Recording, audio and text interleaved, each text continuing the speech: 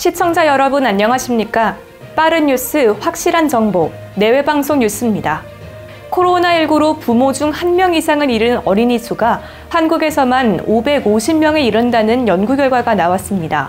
오늘 영국 임페리얼 칼리지 런던 대학 홈페이지에 게시된 자료에 따르면 2020년 초부터 지난 5일까지 부모를 여인 17세 이하 어린이가 최소 550명이라고 밝혀졌습니다. 부모 등 주 양육자는 무사하지만 함께 거주하는 조부모 등 보조 양육자를 잃은 사례까지 포함하면 최소 1,600명이 될 수 있다고 연구진은 설명했습니다.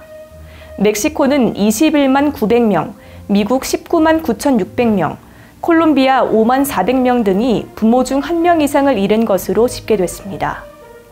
윤석열 대통령이 오늘 오후 한동훈 법무부 장관 후보자의 인사청문 경과보고서를 재송부해달라고 요청했습니다. 한 후보자의 청문회는 지난 9일 오전 10시에 시작해 17시간 30분 만에 종료됐지만 여야 간 입장차를 좁히지 못해 보고서가 채택되지 못했습니다. 이는 더불어민주당이 한 후보자를 낙마 대상으로 규정하고 지명 철회나 자진 사퇴를 요구하고 있습니다. 윤 대통령이 청문 보고서 재송부를 요청하면서 임명 강행 수순에 들어갔다는 주장이 제기된 가운데 열흘 뒤 국회가 보고서를 제출하지 않는다면 대통령은 장관을 그대로 임명할 수 있습니다. 교사들의 상당수는 스승의 날이 즐겁지 않다고 느끼는 것으로 조사됐습니다. 교사노동조합연맹이 오늘 발표한 스승의 날 인식조사 결과에서 응답자의 45%가량이 부정적이라고 답했습니다.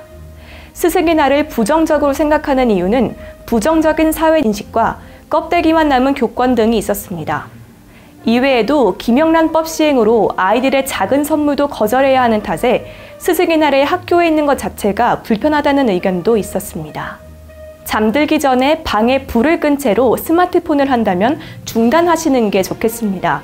어두운 곳에서 스마트폰을 하면 시력이 떨어질 뿐만 아니라 급격한 안압 상승을 유발해 녹내장 위험을 크게 높일 수 있다는 건데요. 오늘 밤부터라도 잠들기 전엔 스마트폰을 잠시 꺼두는 게 어떨까요? 내외방송 뉴스를 마칩니다.